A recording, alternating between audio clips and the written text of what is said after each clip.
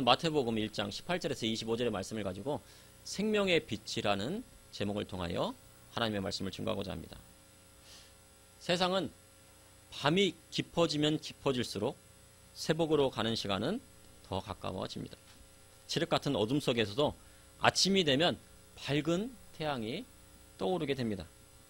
2년도 동안 코로나로 인하여 전 세계 사람들이 힘들어했습니다. 전염병의 위험도 힘들었지만 코로나로 인해 점점 사람들의 자유가 빼앗기고 통제받는다는 생각을 하게 되니 더 힘들었던 것 같습니다.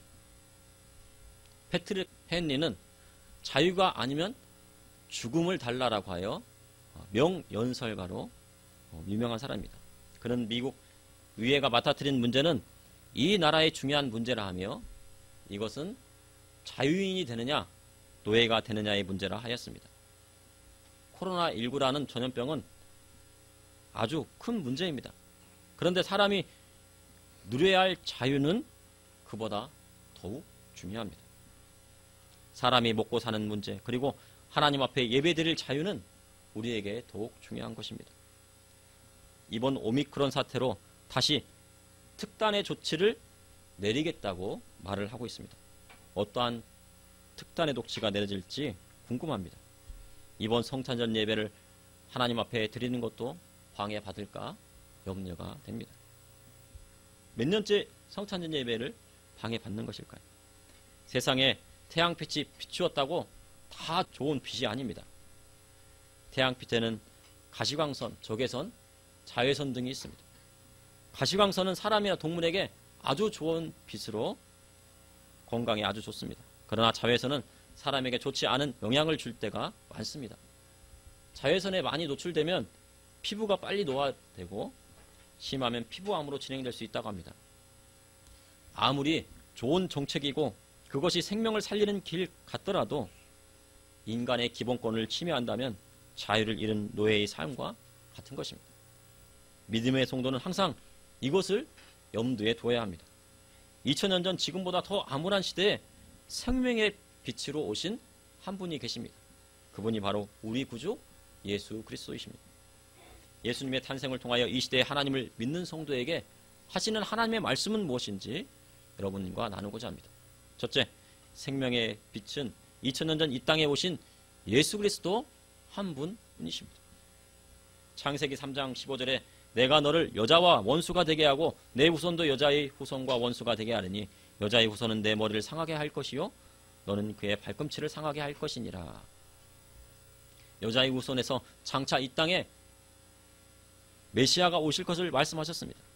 여자의 후손은 남자의 씨로 말미암지 않는 동정녀를 통하여 메시아이신 예수 그리스도께서 이 땅에 오실 것을 말씀하신 것입니다. 범죄한 첫째 아담, 즉 원죄를 가지고 태어난 남자의 후손으로는 하나님의 어린 양으로 오시는 메시아의 사역을 감당하지 못하는 것입니다. 그래서 동정녀를 통한 메시아의 탄생으로 예수님께서 하나님의 어린 양의 사역을 감당하신 것입니다. 이렇게 아무 죄 없으신 하나님의 사역은 옛 뱀, 즉 원수마귀 사단의 머리를 짓밟고 하나님의 형상을 되찾아 하나님이 주시는 구원을 얻게 하려 함입니다. 신약 성경의 첫 구절인 마태복음 1장 1절에 보면 아브라함과 다윗의 자손 예수 그리스도의 계보라 하며 시작을 합니다. 이는 예수 그리스도의 족보를 나타낸 것입니다. 이를 통해 구약 성경의 예언대로 메시아이신 예수님의 정통성을 나타낸 것입니다. 예수님은 아브라함과 다윗의 자손으로 오셨습니다. 창세기 22장 17절에서 18절에 내가 내게 큰 복을 주고 내 씨가 크게 번성하여 하늘의 별과 바다의 모래와 같게 하리니 내 씨가 그 대적의 성문을 차지하리라.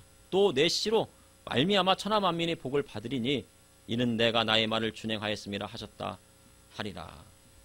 아브라함의 독자 이삭을 아끼지 않고 하나님 앞에 번제로 드리려 할 때 하나님은 그의 믿음을 보시고 그에게 축복의 말씀을 선포해 주셨습니다. 아브라함의 씨로 말미암아 천하 만민이 복을 받을 것이라고 말씀하신 것입니다. 구약 성경에는 하나님은 이스라엘과 유대인만의 하나님이셨습니다.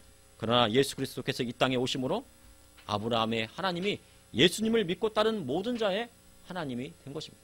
그것이 바로 축복입니다.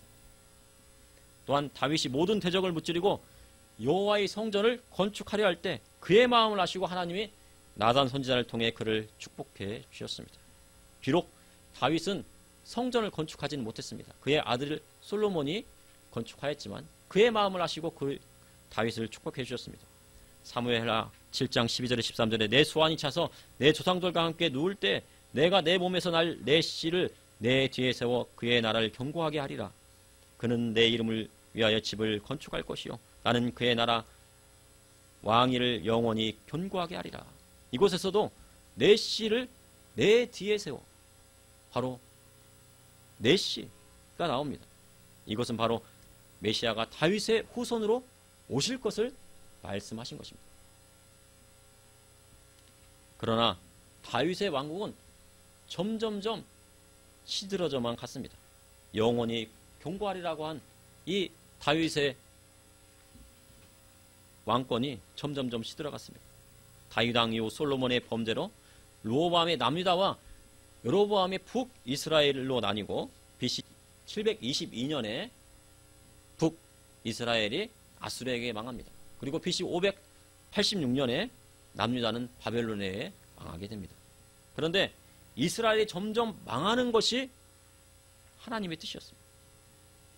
왜냐하면 다윗의 왕조가 완전히 망하고 다윗의 후손으로 오시는 예수 그리스도를 통하여 하나님 나라가 이 땅에 임하게 된 것이기 때문입니다. 갈라디아서 3장 16절에 이 약속들은 아브라함과 그 자손에게 말씀하신 것인데 여럿을 가리켜 그 자손들이라 하지 아니하고 오직 한 사람을 가리켜 내 자손이라 하셨으니 곧 그리스도라 하셨습니다. 구약 성경은 말라기서를 끝으로 끝이 납니다. 그렇게 하나님께서 말라기 선지자에게 말씀하시고 예수님께서 오시기까지 700년 동안 침묵하셨습니다. 암흑의 시대라는 것은 다른 것이 아닙니다. 하나님의 말씀이 임하지 않는 때가 바로 암흑의 시대인 것입니다. 하나님이 말씀하시지 않은 이유가 무엇입니까? 그것은 예수 그리스도를 통하여 그를 믿는 자에게 영원한 하나님 나라를 허락하여 주시기 위하여 침묵하신 것입니다. 그것이 바로 하나님이 주관하시는 역사의 움직임입니다. 하나님께서 2년 동안 많은 어려움을 겪고 있는 한국교회에 침묵하시는 이유가 무엇입니까? 먼저는 교회 안에 양과 염소를 갈라놓으시기 위함입니다. 그리고 한국교회를 새롭게 세워 전 세계에 복음을 전하는 제사장의 국가로 다시 세우시기 위함입니다. 지난 몇 년간 우리나라는 각자의 생각대로 수없이 갈라졌습니다. 친미 대 반미, 친중 대 반중, 친일 대 반일, 좌파 대 우파, 노인 세대 대 젊은 세대, 진보와 보수, 부모 세대와 자식 세대. 이번 대선을 놓고도 성도들 간의 이견이 서로 갈렸습니다. 그런데 세상은 말세지말로 갈수록 더욱 갈라집니다. 앞으로 가면 갈수록 더 갈라집니다. 나라와 나라가 서로 대적하고 민족이 더 싸울 것입니다. 지금도 러시아는 우크라이나를 침공하겠다고 중국은 대만을 언제 침공할지 모릅니다. 그러나 이러한 갈라짐 속에서도 하나님의 말씀대로 온전히 살아가려는 사람들이 있습니다. 그들이 바로 예수 그리스도의 믿음의 신앙에 줄선 사람입니다.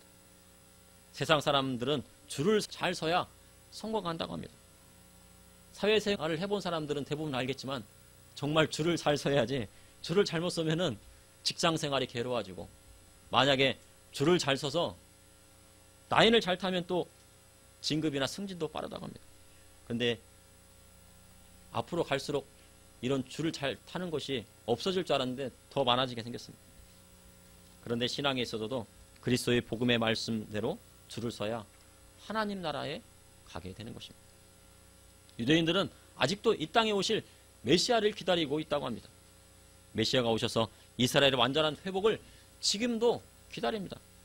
다윗과 솔로몬의 영토를 되찾고 제3성전을 건립하여 레위기에 말씀하신 그 하나님 앞에 드리는 희생의 제사를 드리려고 합니다. 피 흘림의 제사를 드리려 합니다. 양과 염소와 소와 비둘기를 잡으려 합니다. 하지만 그것은 모두 하나님의 뜻이 아닙니다. 왜냐하면 구약 성경의 예언의 말씀이 우리 구주 예수 그리스도를 통하여 모두 성취되고 이루어졌기 때문입니다. 그러니 다른 예수는 없습니다. 메시아는 2000년 전 이 땅에 아브라함과 다윗의 자손으로 오셔서 우리를 위하여 십자가 지시고 부활하신 하나님의 아들 예수 그리스도 한 분밖에는 없습니다. 그러니 누가 이 땅에서 내가 예수요 하면 그가 바로 이단이고 적그리스도의 영을 받은 사람입니다. 앞으로 이 시대는 성도들이 시대를 분별해야 하는 때입니다. 시대를 분별하지 않으면 적그리스도의 영에 사로잡힐 수 있게 되기 때문입니다. 눈이 가리어져 시대를 분별하지 못하고 줄을 잘못 서면 큰일 나는 시대가 오게 된 것입니다. 그러니 예수 그리스도의 복음의 말씀에 줄에 서야 되는 것입니다. 그러므로 생명의 빛은 2000년 전 이 땅에 오신 예수 그리스도 한 분뿐이십니다. 둘째, 생명의 빛은 2000년 전 동정녀 마리아에게서 태어나셨습니다. 오늘 본문 마태복음 2장 18절에 예수 그리스도의 나심이 이러하니라 그의 어머니 마리아가 요셉과 약혼하고 동거하기 전에 성령으로 잉태된 것을 나타났더니 다윗의 자손인 요셉과 마리아는 약혼한 살이였습니다. 유대사회에 있어 약혼은 문해슈투어로 결혼을 약속한 것입니다. 당시 결혼하기 전에 1년 전에 약혼을 하고 신랑의 아버지가 정한 날짜에 결혼식을 올리게 됩니다. 그래서 유대인들은 약혼한 사람이라도 율법상 부부로 간주가 됩니다. 그러니까 약혼한 사람은 부부입니다. 그렇지만 아직은 결혼식을 올리지 않았기 때문에 동침을 하지 않습니다. 그런데 결혼식도 안 올린 처녀 마리아가 임신하였다는 소식이 이 요셉에게 조금씩 들려오기 시작합니다. 그래서 하나님 앞에 의로운 사람이었던 요셉은 그것을 드러내지 않고 가만히 끊고자 있습니다. 유대인들은 어릴 적부터 서로 잘 아는 집안끼리 신랑 신부를 점찍어 놓습니다. 자녀가 있으면 아들이 있다 그러면 다른 집에 있는 가문에 있는 좋은 가문에 있는 딸을 점찍어 놓습니다. 그리고 서로 이야기합니다. 우리 나중에 이 아이들이 크면은 약혼도 시키고 결혼도 합시다 라고 얘기를 합니다. 그리고 그들이 장성하면 과거의 약속대로 약혼을 합니다. 그러다가 1년 있다가 신부를 데리고 오면 결혼식을 일주일간 거행합니다. 그러니 남편 요셉도 신부 마리아를 잘 알고 지켜보았을 것입니다. 그런데 요셉이 그 사실을 임신했다는 사실을 드러냈다면 어릴 적부터 알고 지켜보았던 마리아는 돌에 맞아 죽고 맙니다. 그러니 요셉은 가만히 끊고자 있습니다. 끊는다는 것은 헬라어 아폴리오로 책임에서 자유롭게 해주고 의무를 지우지 않는 것입니다. 마리아를 그 책임에서 자유롭게 해주고 싶었던 마음이 있는 것이 바로 요셉의 마음이었습니다. 다시 말하면 파혼하고 그를 잉태하게 한 사람에게 보내려 한 것입니다. 만약 그에게 책임을 물음을 한다면 그를 돌로 쳐서 죽였을 것입니다. 하지만 이 요셉은 의로운 사람이어서 그를 잉태하게 한 남자에게 마리아를 돌려보내려고 했던 것입니다. 마태복음 2장 20절에서 21절에 이 일을 생각할 때 주의 사자가 현몽하여 이르되 다윗의 자손 요셉아 내 아내 마리아 데려오기를 무서워하지 말라. 그에게 잉태된 자는 성령으로 된 것이라. 아들을 낳으니 이름을 예수라 하라. 이는 그가 자기 백성을 그들의 죄에서 구원한 자이심이라 하니라. 주의 천사가 마리아의 잉태는 성령으로 된 것이라 말합니다. 이는 남자의 정자로 말미암지 않고 성령으로 잉태하셨음을 말씀하신 것입니다. 이사야 7장 14절에 그러므로 주께서 친히 징조를 너에게 주실 것이라. 보라 처녀가 잉태하여 아들을 낳을 것이요 그의 이름을 임마누엘이라 하리라. 그 예언의 말씀이 성취된 것입니다. 사람들은 남자를 알지 못하는 동정녀 마리아가 성령으로 예수님을 잉태한 것을 믿지 않으려 합니다. 그러나 우주 만물을 창조하신 하나님께서 하시지 못할 일이 없으신 것입니다. 바로 이사야서 7장 14절의 말씀을 그대로 성취하신 분이 우리 하나님이십니다. 또한 천사는 태어날 아기의 이름과 그의 사역을 구체적으로 말하고 있습니다. 이름은 예수이고 그가 구원자로 이 땅에 태어날 것을 전합니다. 요셉이 잠이 깨어 주의 사자의 분부대로 아내 마리아를 데려오고 아들을 낳기까지 동침하지 아니하고 낳으니 이름을 예수라 하였습니다. 요셉은 믿음이 대단한 사람이었습니다. 꿈에 나타난 주의 사자의 분부대로 동침하지 않았고 아들을 낳아 가문을 고려하여 이름을 짓지 않고 하나님의 뜻대로 이름을 예수라 하였습니다. 우리나라로 따지면은 이름을 지을 때 돌림을자를 넣어서 그렇게 짓는데 그렇게 안 하고 주의 천사의 명하신 대로 하나님의 뜻대로 예수님의 이름을 넣은 것입니다. 믿음의 성도로 복음의 말씀대로 살아갈 때 세상의 풍조는 더욱 하나님의 말씀과 대치될 때가 있습니다. 시대는 변하고 사회는 더욱 개방화되고 있습니다. 그러나 믿음의 사람은 결혼 전까지 순결을 지키라는 하나님의 말씀에 순종해야 합니다. 그래야 주님이 주시는 축복을 받게 되는 것입니다. 마태복음 5장 32절에 나는 너에게 이르노니 누구든지 음행한 이유 없이 아내를 버리면 이는 그로 간음하게 하며 또 누구든지 버림받은 여자에게 장가드는 자도 간음하님이라 하셨습니다. 주님의 복음의 말씀을 지키는 것이 믿음입니다. 그렇게 요셉과 마리아는 하나님 앞에 순결을 지켰고 아내 마리아가 성령으로 잉태된 것을 주의 천사로부터 듣게 되었습니다. 그리고 요셉은 하나님의 뜻에 순종했습니다. 그러니 그가 의로운 사람이고 믿음의 사람이었던 것입니다. 이렇게 동정녀 마리아를 통한 예수님의 탄생을 믿는 것이 믿음이고 그 믿음을 보여준 사람이 바로 요셉이었습니다. 믿음의 사람이 진화론을 받아들이지 않고 하나님의 천지창조를 믿는 것처럼 마리아의 성령의 잉태됨을 믿는 것이 참 믿음입니다. 그 안에 복음의 말씀에 진리가 들어있기 때문입니다. 그 안에 복음의 말씀에 진리의 시작이 들어있습니다. 이 시대도 마찬가지입니다. 교회 다니는 교인마저도 하나님의 말씀의 기준대로 살아가지 못할 때가 많습니다. 차별금지법만 해도 그렇습니다. 서양처럼 차별금지법이 통과된다면 다음은 동성결혼 합법화는 불보듯 뻔한 힘입니다. 동성결혼 합법화를 하기 위해서는 우선 통과돼야 할 게 차별금지법입니다. 동성결혼 합법화가 된다면 남자 며느리와 여자 사회를 맞이하게 해야 하는 때가 오게 될 수 있습니다. 그렇다면 소돔과 고모라의 시대와 무엇이 다르겠습니까? 그리고 그것이 잘못됐다고 설교하는 목회자도 감옥에 들어가게 됩니다. 그 법이 통과되게 되면. 그러니 지금 대형교회 목사님들이 발등에 불이 떨어졌습니다. 그동안에는 정치에 대해서 아무 말씀 안 하시다가 이 차별금지법이라는 법이 나오니까 이제 발등에 불 떨어졌습니다. 만약에 설교하다가 잡혀갈 수도 있기 때문에. 그러니 설교자가 하나님 말씀을 제대로 전할 수 있겠습니까? 그것이 옳지 않다 하면서 전할 수 있겠습니까? 한국교회는 무너지고 마는 것입니다. 유럽의 많은 교회들이 그렇게 무너졌습니다. 복음의 시작이 유럽에서부터 시작되어서 미국으로 건너가 다시 우리나라로 왔습니다. 그 첫 시작이 바로 유럽이었습니다. 근데 그 첫 시작의 유럽의 교회들이 지금 다 무너졌습니다. 교회마다 영화관이 되고 술집이 되었습니다. 그 이유가 바로 이 법 때문입니다. 그런데 차별금지법을 추진한 정당이나 국회의원들을 많은 사람들이 지지하고 교인들 중에도 태반이 그들을 지지한다고 합니다. 돈 몇 푼 준다고 하면 신앙이고 믿음이고 상관없이 그들을 지지합니다. 그러니 말세에는 소돔과 고모라 때처럼 시집가고 장가가고 하다가 환란이 오게 되는 것입니다. 이제 앞으로 이 시대는 아브라함같이 신앙생활을 하지 않으면 믿음을 지키지 못하는 때가 옵니다. 그렇지 않으면 자녀들의 신앙을 지켜낼 수가 없습니다. 바로 노예 두 딸은 어떻게 했습니까? 바로 소돔과 고모라에서 교육받고 나중에는 어떻게 했습니까? 그러므로 생명의 빛이신 예수 그리스도는 동정녀 마리아의 몸에서 탄생하셨고 그것을 믿는 것이 신앙입니다.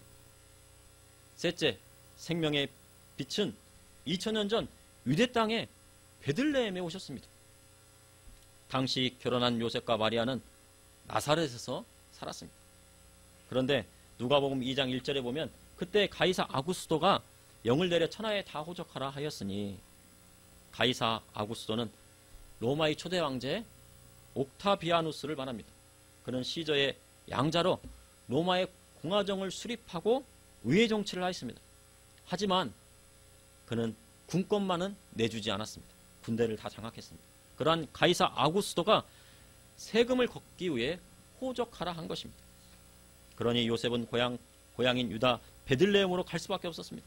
그래서 만삭인 마리아를 데리고 베들레헴으로 가게 됩니다. 이는 가서 5장 2절에 베들레헴 에브라다야 너는 유다 족속 중에 작을지라도 이스라엘 다스릴 자가 내게서 내게로 나올 것이라. 그의 근본은 상고의 영원에 있느니라. 이스라엘 다스릴 자 곧 메시아의 탄생은 베들레헴에서, 유다 베들레헴에서 이루어지는 것입니다. 작은 마을 유다 베들레헴에서 이루어지는 것입니다. 그러니 하나님은 메시아이신 예수 그리스도가 베들레헴에서 태어나게 하시기 위해 전 세계의 역사를 움직이고 계셨던 것입니다. 바로 옥타비아누스가 세금을 걷게 호적하라고 한 것은 그 때문이었습니다. 역사를 주관하시는 분이 우리 하나님이십니다. 만약 옥타비아누스가 호적령을 내리지 않았다면 어찌 되었을까요? 그렇다 하더라도 하나님께서는 다른 역사를 움직이셔서라도 베들레헴에서 메시아신 예수 그리스도가 탄생하게 하셨을 것입니다. 코로나로 교회가 폐쇄되고 예배가 금지된 것은 한국 기독교 역사에 남을 일입니다. 하지만 이러한 어려움 속에서도 믿음을 지키는 성도와 교회들이 있는 것입니다. 역사의 주인공은 아무나 되는 것이 아닙니다. 하나님의 주관에 의해 되는 것입니다. 그런데 또 하나의 난관에 부딪힙니다.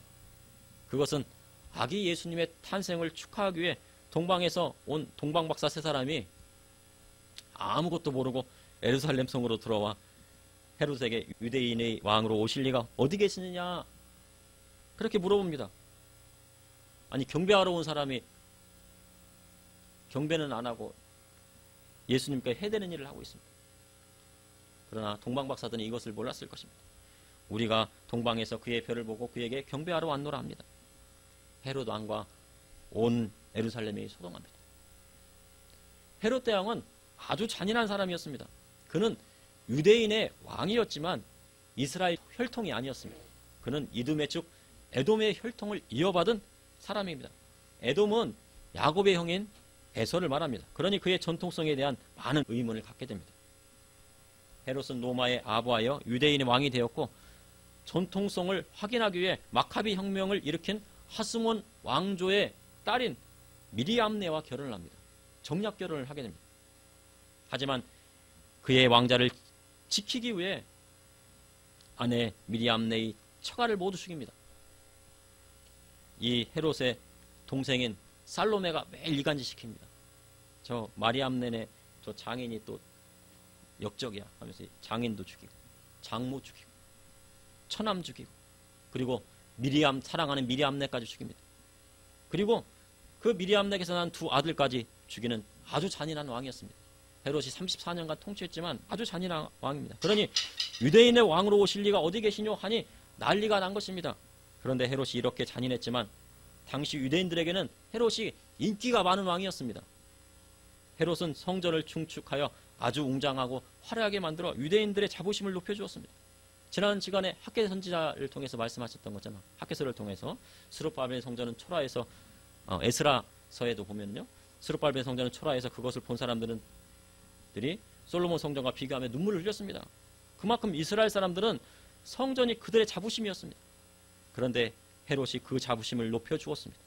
그리고 이스라엘 성지 순례에 가보면 대부분의 유적지가 헤롯 왕이 지은 것입니다. 특히 마사다 항거가 있었던 그곳은 더 그렇습니다. 그런데 우리가 깨달아야 할 것이 있습니다. 아무리 성전을 크게 지어 그 성전의 이름이 헤롯 성전이라 하여도 예수님을 죽이려 하고 대적하는 일을 하게 되면 아무것도 아니라는 것입니다. 우리는 정치를 따라가서는 안 됩니다. 하지만 자유민주주의 국가에서는 선거가 민주주의의 꽃이 됩니다. 그러니 투표해야 합니다. 그러면 어떤 사람을 뽑아야 합니까? 믿음의 사람, 기독교인, 즉 그리스도인은 자유민주주의를 확고히 이어나갈 수 있는 지도자면 됩니다. 왜냐하면 자유민주주의 안에서만 교회가 있을 수 있기 때문입니다. 교회에 다니는지 안 다니는지는 다음 문제입니다. 교회 다니는 사람 중에 뽑으라 하면 교인이라는 사람 중에 얼마나 악한 사람이 많이 있습니까? 그래도 교회 다니는 사람들이 그래도 착한 사람이 있지만 그 중에서는 또 말만 교회 다니면서 악한 일을 하는 사람들이 많습니다. 만약 성전을 크게 중축한 헤롯이 선거에 나갔다 하면 그를 뽑겠습니까? 교회에 다니든 안 다니든 정직하고 자유민주주의를 소화할 수 있는 사람을 뽑아야 합니다. 그래야지 기독교와 교회가 살아남을 수 있는 것입니다. 성도는 여당이든 야당이든 상관없습니다. 이것을 이루어질 수 있는 사람을 지지해주고 칭찬해주고 뽑아줘야 되는 것입니다. 우리나라의 자유민주주의가 무너지면 기독교도 교회도 성도도 없습니다. 모두 지하로 들어가야 될 수도 있습니다. 그러므로 생명의 빛이신 예수님은 2000년 전 유대 땅에 베들레헴에 오셨습니다. 요한복음 1장 9절에서 12절에 참빛 곧 세상에 와서 각 사람에게 비추는 빛이 있었나니 그가 세상에 계셨으며 세상은 그로 말미암아 지은 바 되었으되 세상이 그를 알지 못하고 자기 땅에 오매 자기 백성이 영접하지 아니하였으나 영접하는 자 곧 그 이름을 믿는 자들에게는 하나님의 자녀가 되는 권세를 주셨으니 그 생명의 빛이 우리 구주 예수 그리스도이십니다. 그러므로 생명의 빛은 2000년 전 이 땅에 오셨습니다. 생명의 빛은 2000년 전 동정녀 마리아에게서 태어나셨습니다. 생명의 빛은 2000년 전 유대 땅 베들레헴에 오셔서 십자가 지시고 부활 승천하시고 이 땅에 공중 재림하실 우리 구주 예수 그리스도 한 분뿐이신 것입니다. 기도하시겠습니다. 사랑의 하나님, 오늘도 감사합니다. 성탄절이 가까워 오고 있습니다. 하나님 앞에 우리가 참된 예배로 나아갈 수 있도록 인도하여 주시고 교회와 많은 성도님들 지켜주시고 또한 30만 목회자들 지켜주시고 5만여 교회 아버지 하나님 지켜주시고 1000만 성도 지켜주시고 인도하여 주시옵소서. 또한 우리나라 대한민국 지켜주시고 하나님의 정의와 공의가 이 땅 가운데 편만할 수 있도록 인도하여 주시고 코로나와 바이러스의 위험에서도 주님 앞에 나아갈 때 지켜주시고 인도하여 주시옵소서. 주님 또한 이 상가 전체도 지켜주시고 하나님의 놀라운 은혜로 함께하여 주시옵소서. 예수님의 이름으로 기도합나이다. 아멘.